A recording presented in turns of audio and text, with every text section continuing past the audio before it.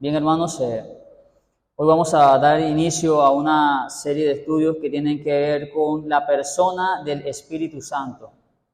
Vamos a empezar a ver este tema muy importante para nosotros. No hay tema teológico que no sea importante, pero al hablar de la persona del Espíritu Santo, podríamos decir que es un tema que muy pocas veces se estudia, o tal vez, de hecho, le prestamos importancia, cuando realmente es de suma importancia para nosotros entender acerca de la persona y obra del Espíritu Santo.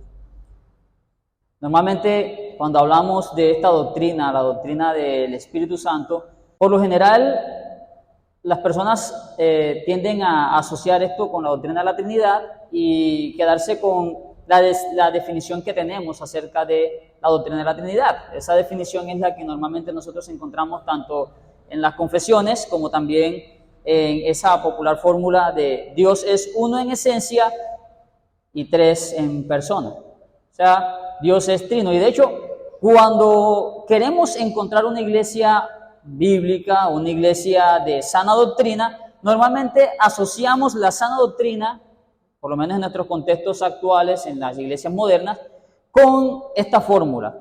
¿Crees en la Trinidad? Si una persona dice creer en la Trinidad, entonces de inmediato lo asociamos a que, bueno, esta persona está en la sana doctrina. Sin embargo, hermanos, la verdad es que incluso esta fórmula de la Trinidad muchas veces es algo ambiguo para muchas personas que dicen tener la sana doctrina. Por eso que nosotros hemos creído que es importante empezar a estudiar no solamente la doctrina de la Trinidad, sino ya más específicamente la doctrina del Espíritu Santo, puesto que no solo existe una ambigüedad en el concepto de la Trinidad, sino también que en cuanto a la persona y obra del Espíritu Santo, hoy día, en el contexto cristiano, evangélico en el que nosotros vivimos, no solo existe una ambigüedad, sino también una malinterpretación, e incluso se asocia al Espíritu Santo con cosas que la Biblia no asocia que hace Él. Entonces, traer claridad sobre quién es el Espíritu Santo, qué hace el Espíritu Santo, nos ayudará a entender mejor y de hecho a apreciar mucho más la persona y obra de esta tercera persona de la Trinidad. Así que, sin más preámbulos, vamos a entrar al tema del Espíritu Santo. Como ya lo hemos mencionado, nosotros creemos que Dios es uno en esencia y tres personas, y creemos en lo que se llama la doctrina de la Trinidad. O sea, que existen tres personas en la divinidad. Nosotros creemos en un solo Dios, somos monoteístas, creemos en un solo Dios, pero creemos que en ese Dios hay tres personas, o subsiste en tres personas. Hay una diferencia entre las tres personas de la Trinidad, Padre, Hijo y Espíritu Santo. Son diferencias reales, sin embargo, no son esenciales. En esencia no son tres personas, sino una sola. La divinidad solo tiene una esencia, no tres. Y hermano, yo sé que esto es difícil de traerlo a nuestra mente, bajarlo a nuestra mente, y así que quiero nuevamente hacer algo que les pedía hace algún tiempo cuando estudiábamos la doctrina de Dios. Sáquese cualquier imagen de su mente. No intente pensar en la Trinidad en estos momentos. No intente hacerse una imagen de Dios. Al hacer esto, usted está quebrantando el segundo mandamiento. No te harás ninguna imagen. Y eso implica pensar de alguna forma en Dios. Entonces, cuando algunas personas les hablamos acerca de la Trinidad y decimos Dios es uno en esencia, pero tres personas, automáticamente hacen en su mente una imagen y piensan en un ser de tres cabezas. Al hacer eso, ya usted está quebrantando el segundo mandamiento.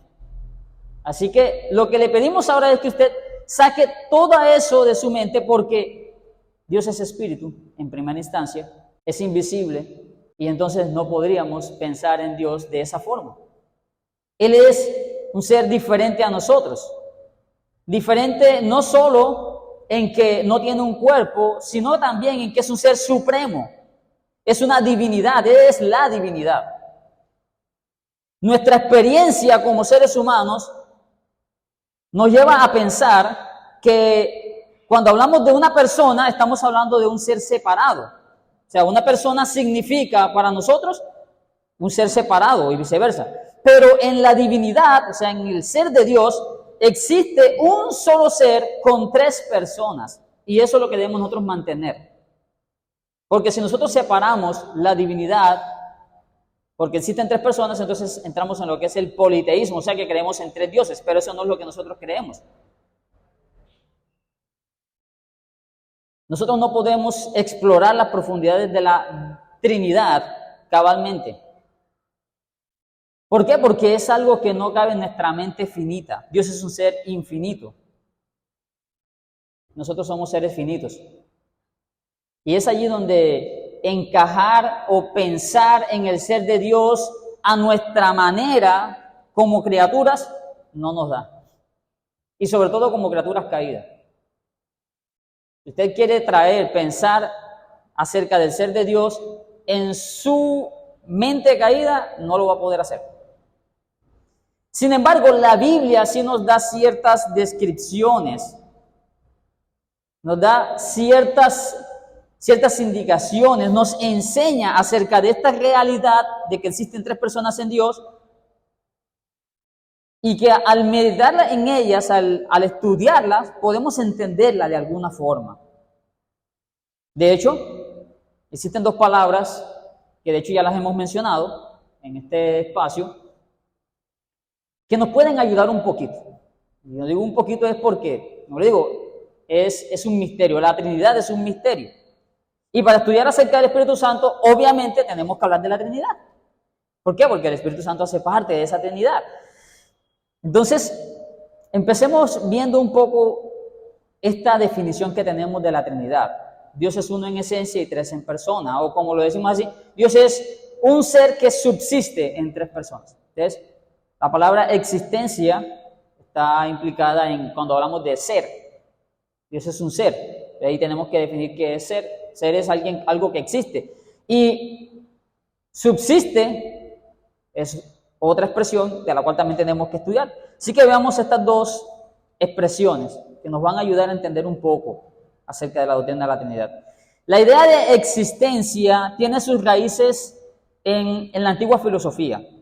Cuando los antiguos filósofos estaban preocupados por la cuestión del ser, ellos entonces preguntaban ¿qué es ser? ¿Qué es existir? Y a nosotros hoy día también nos preocupa ese interrogante. Nosotros de hecho hacemos una distinción entre Dios y nosotros y lo identificamos a Él, o sea a Dios, como el ser supremo y nos identificamos a nosotros como seres humanos. Nosotros decimos Dios es un ser supremo y nosotros somos seres humanos. Pero la distinción es un poco equívoca. ¿Por qué? Porque la distinción entre Dios y nosotros no es solamente en que Él es supremo y nosotros somos humanos. No. La distinción entre nosotros y Dios es que Él es puro ser. O sea, Él tiene vida en sí mismo eternamente y para siempre. Es su eternidad. Esa es la diferencia entre Dios y nosotros, que Él tiene vida en sí mismo, Él es ser en sí mismo. Y nosotros somos criaturas. O sea, somos seres cuya existencia depende de aquel que es en sí mismo. El ser de Dios no depende de nada, ni se deriva de nada. Él tiene poder en sí mismo para ser. Eso es lo que nosotros conocemos como la inmanencia de Dios. Y eso lo deja claro el Señor Jesucristo en Juan capítulo 5, versículo 26. Juan 5, 26 es uno de esos textos. Esto está en todas las escrituras, en todos los textos de la Biblia. Voy a decirlo en estos términos, o sea, en toda la Biblia se encuentra esa inmanencia de Dios. Pero este es uno de esos textos que nos lo muestra más claramente. Mire lo que dice el Señor Jesucristo en Juan 5:26. Porque como el Padre tiene vida en sí mismo, mírelo bien, así también ha dado al Hijo el tener vida en sí mismo. Nótalo ahí. Nosotros participamos del ser como seres creados, pero al mismo tiempo estamos a un paso de no ser, para decirlo así. La única forma en que nosotros como criatura podemos continuar es mantenernos en conexión con aquel que es en sí mismo. O sea, como dice el Señor, que tiene vida en sí mismo. O como lo diría el apóstol Pablo en Hechos 17:28, en Él vivimos y nos movemos y somos. O sea, nuestra existencia depende ¿de quién? De aquel que es en sí mismo, o sea, Dios. Nosotros somos, nos vivimos, nos movemos. ¿Por qué? Porque aquel que es en sí mismo, o sea, Dios, nos ha dado el ser, nos ha participado del ser y somos sostenidos por el ser de Dios. De no ser porque Él existe, entonces nosotros tampoco existiéramos. Nosotros los humanos estamos en un devenir. ¿Qué quiere decir eso? Experimentamos cambio. Lo que somos hoy es distinto a lo que éramos ayer y lo que seremos mañana también es distinto a lo que somos hoy.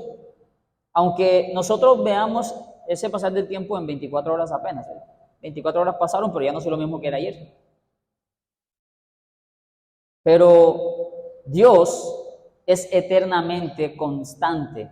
Es el mismo ayer, hoy y por siempre. Dios es. Y eso es lo que Dios describe de sí mismo en el libro de Éxodo, cuando Él le dice a Moisés, dile a los hijos de Israel, yo soy, habló conmigo. Yo soy. Ese yo soy significa yo soy el que seré, yo soy el que siempre he sido, yo soy el que no tengo principio ni fin. Cuando hablamos de la persona, de la divinidad, cuando hablamos de la divinidad, nosotros no usamos la palabra existencia. ¿Por qué? Porque Dios es. No existe ninguna forma de negar que Dios es. Porque sencillamente la Biblia describe que Dios es. Él es el que es. Ahora, lo que sí hablamos nosotros en cuanto a la persona de la divinidad es que Él subsiste. ¿Cuál es la diferencia entre estos dos términos? Bueno, la palabra subsistencia habla de algo que está dentro de o bajo de. Por ejemplo, esa expresión subsistir en nuestro vocabulario tiene que ver o la expresamos mayormente cuando hablamos de una persona que vive en extrema pobreza o cuando vive en pobreza. O sea, esa persona tiene un ingreso de subsistencia, un salario que apenas alcanza, una dieta de subsistencia, o sea, algo que solo provee los nutrientes básicos. El prefijo sub significa debajo y por lo tanto la subsistencia es que está debajo de algo más. Y esa idea de subsistir está dentro del concepto de Trinidad. Dios es un ser con tres subsistencias, o sea, tres personas distintas. Ellas subsisten dentro del ser de Dios. Eso es lo que queremos decir entonces cuando hablamos de Dios es un ser, o sea, Dios existe dentro de tres personas o dentro del ser de Dios hay tres personas. Pero esas tres personas son indivisibles. Son indivisibles, son un mismo Dios, pero son tres personas reales, independientes. Como le dije, hermano, al principio, eso no lo podemos digerir tan fácilmente. Ahora, para digerir eso un poco más fácilmente, sí podemos empezar entonces a entender primero la naturaleza personal del Espíritu. Como es la persona que nos interesa, vamos a definir la naturaleza personal del Espíritu. ¿Por qué, hermanos? Porque entonces aquí empezamos a ver una persona independiente de las otras y nos daremos cuenta que en la Biblia esto sí se presenta. En la Biblia se nos presenta al Espíritu Santo como una persona diferente a las otras dos personas de la Trinidad o en la deidad, que subsisten dentro de la deidad. Una de las evidencias primordiales es que la Biblia usa reiteradamente y sostenidamente pronombres personales para referirse al Espíritu Santo. El Espíritu Santo se le denomina en la Biblia muchas veces como Él y no como esto ni eso. En Juan 14:26, por ejemplo, Evangelio según Juan, capítulo 14, versículo 26, nosotros encontramos cómo se habla del Espíritu Santo y se utiliza un pronombre personal para Él, se le denomina el Espíritu Santo. Y luego se le trata como Él.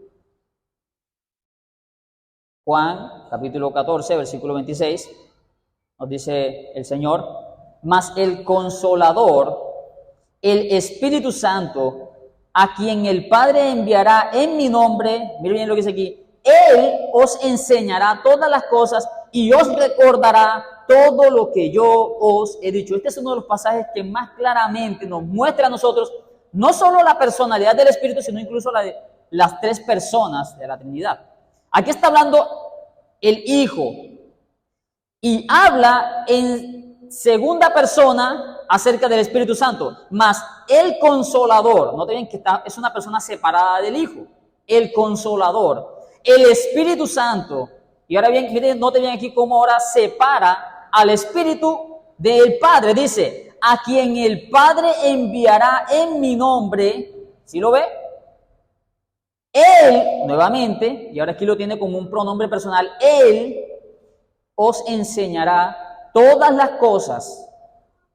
¿Quién? Él, esa tercera persona, esa persona separada tanto del Padre como de Él. Él os enseñará todas las cosas y os recordará lo que yo os he dicho. ¿Sí lo ven? Ese es uno de los textos más claros respecto a la doctrina de la Trinidad, respecto a la personalidad del Espíritu Santo. Cómo dentro de esa deidad existen tres personas y que se definen sus personalidades independiente una de la otra. El Consolador, a quien el Padre enviará en mi nombre, Él enseñará. Ahora, además de eso, Él hace cosas, el Espíritu Santo hace cosas que asociamos con la personalidad. Por ejemplo, el Espíritu Santo enseña, inspira, el Espíritu Santo guía, el Espíritu Santo dirige, el Espíritu Santo se constriñe, se entristece. Esas son cosas que hace, son acciones que hace algo que tiene personalidad, no alguien que no tiene personalidad. Entonces por allá los unitarios, testigos de Russell, dicen, no, es que el Espíritu Santo es una fuerza activa, es algo impersonal. Pues a la luz de lo que estamos viendo en las Escrituras, ¿tiene o no personalidad el Espíritu? Sí, claramente tiene una personalidad. En 2 de Pedro, por ejemplo, capítulo 1, versículo 21, se nos dice que el Espíritu es quien inspiró. 2 de Pedro 1, 21. El Espíritu inspira. Esto no lo hace una fuerza abstracta. Porque nunca la profecía fue traída por voluntad humana, sino que los santos hombres de Dios hablaron siendo inspirados por el Espíritu Santo. Y quiero aclararles que la inspiración aquí, que se menciona aquí, no es como esa que nosotros hablamos en esas composiciones poéticas modernas de que, no, yo me inspiré viendo esa casa. No, aquí la inspiración de la que se habla aquí es sopló. Dio la palabra. Los santos hombres de Dios hablaron siendo inspirados, o sea, fue el Espíritu quien sopló a través de ellos la palabra. La palabra inspirar hace referencia, o la palabra que utiliza para hablar de inspirar es la misma que utiliza para expirar, soplar. El Señor Jesucristo en Juan 16:13 nos dice que el Espíritu Santo nos guiará. Mira lo que dice Juan 16:13. Pero cuando venga el Espíritu de verdad, nuevamente el Señor hablando de la de la tercera persona de la Trinidad, dice, Él os guiará a toda la verdad, porque no hablará, y esto es interesante, no hablará por su propia cuenta, sino que hablará todo lo que oyere, nótelo bien ahí, y os hará saber las cosas que habrán de venir. Es interesante que aquí el Señor Jesucristo habla del Espíritu Santo y lo menciona como quien guiará a la verdad, porque no habla por su propia cuenta, sino que, ¿qué hablará el Espíritu? Todo lo que oyere. ¿Cómo así? Y el Espíritu Santo va a hablar lo que Él oye. ¿Sí lo nota?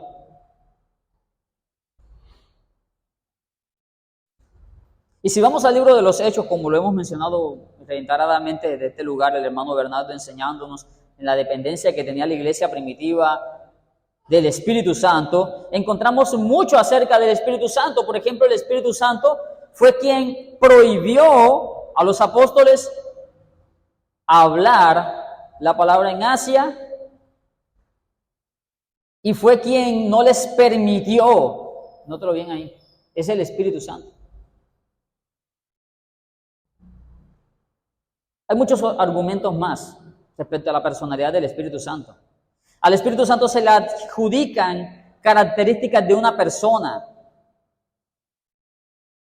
Hechos 16, 6 al 7 nos dice que atravesando Frigia y la provincia de Galacia, le fue prohibido por el Espíritu hablar la palabra en Asia. O sea que eso es el Espíritu quien prohíbe. ¿Sí? En Romanos 8 nos dice que el Espíritu gime. Hermanos, una fuerza abstracta o algo que no tiene personalidad no gime, no llora. Al Espíritu Santo se le presenta sosteniendo con otras personas relaciones que implican su propia personalidad. O sea, es una persona real. Que nosotros no podamos comprender cómo se da esta personalidad triple en un ser, no quiere decir que no sea así. La Biblia lo está expresando, lo está mencionando, lo está diciendo, y la Biblia es la palabra de Dios. Y es inspirada precisamente por el Espíritu Santo. Hechos 15, 28, por ejemplo.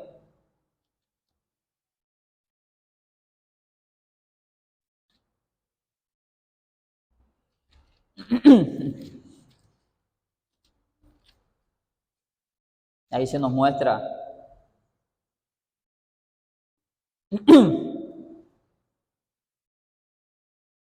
una relación del Espíritu con los apóstoles. Dice, porque ha parecido bien al Espíritu Santo y a nosotros no imponeros ninguna carga más que estas cosas necesarias.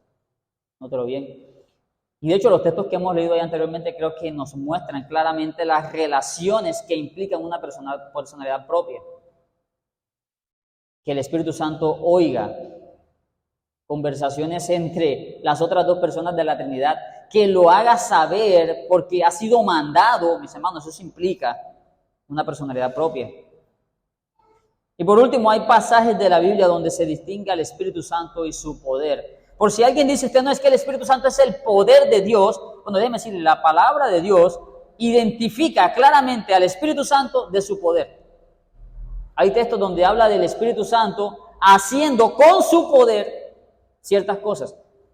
De tal manera que si tradujéramos espíritu con la palabra poder, eso sería una redundancia absurda.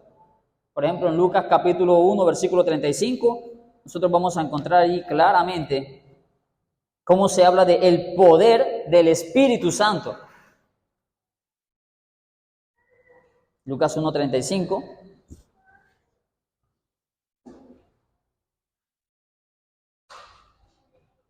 Leo para ustedes.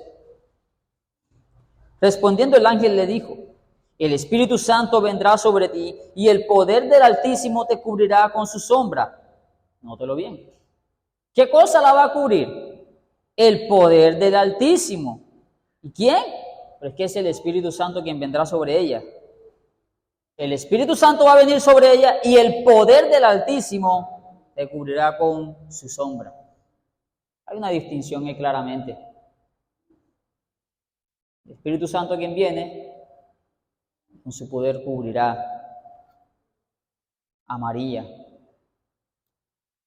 Y muchos otros textos más, Hechos 10:38 también podemos revisarlo, donde también vamos a ver esa distinción, cómo Dios ungió con el Espíritu Santo y con poder a Jesús de Nazaret. ¿Sí lo nota ahí otra vez?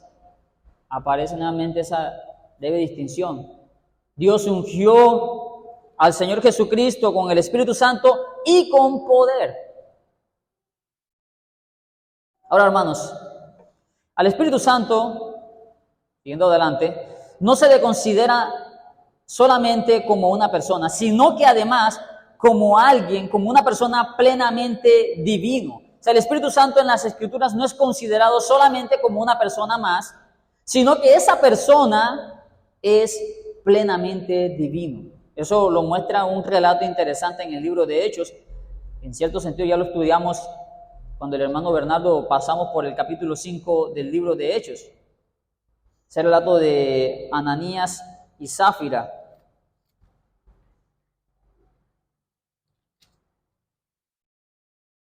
Del versículo 1 hasta el versículo 4, nosotros vemos cómo al Espíritu Santo se le considera divino. Pero cierto hombre llamado Ananías, con Zafira su mujer, vendió una heredad y sustrajo del precio, sabiéndolo también su mujer. Y trayendo solo una parte, la puso a los pies de los apóstoles. Y dijo Pedro: Ananías, ¿por qué llenó Satanás tu corazón para que mintieses al Espíritu Santo y sustrajeses del precio de la heredad? Reteniéndola, ¿no se te quedaba a ti? Y vendida, ¿no estaba en tu poder? ¿Por qué pusiste esto en tu corazón? No has mentido a los hombres, sino a quién, hermanos? A Dios. Hermanos, el Espíritu Santo aquí es claramente designado como Dios. ¿A quién mintió, según el apóstol Pablo, Ananías? Para que mintieses al Espíritu Santo. ¿Y qué termina diciendo respecto al Espíritu Santo el apóstol Pedro? No has mentido ¿a quién? A los hombres, sino a Dios. El apóstol Pedro no estaba preocupado tanto por cuánto dinero había dado Ananías. Realmente el apóstol Pedro estaba preocupado por el alma de Ananías. Ananías, ¿por qué le permitiste a Satanás que entrara en ti para mentirle al Espíritu Santo? La razón de que el pecado de mentirle al Espíritu Santo era grave es porque, como dice el apóstol Pedro, no le has mentido a los hombres, sino a Dios. Entonces la mentira que Ananías le dijo al Espíritu Santo, en realidad se la dijo ¿a quién, hermanos? A Dios. Eso claramente implica que el Espíritu Santo, ¿quién es? Dios. Ahora veamos algunos atributos y obras del Espíritu Santo, que evidentemente nos muestran que el Espíritu Santo es Dios. Las Escrituras nos muestran claramente atributos del Espíritu Santo que son claramente divinos. Por ejemplo, el Espíritu Santo es eterno, nos dice la Biblia, claro que sí. Hebreos capítulo 9, versículo 14. Ya nosotros hemos visto que el Espíritu Santo es una persona y que es distinto al Padre y al Hijo. Bueno, ok. Y ahora, ¿quién dice que esa persona es divina? Bueno, la misma Biblia, Hebreos 9, 14, ¿qué nos dice?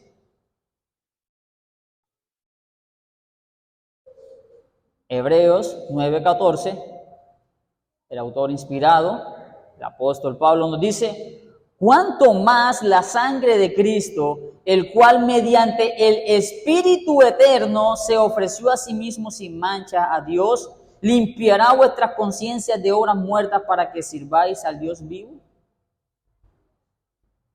¿Cómo se describe el Espíritu allí?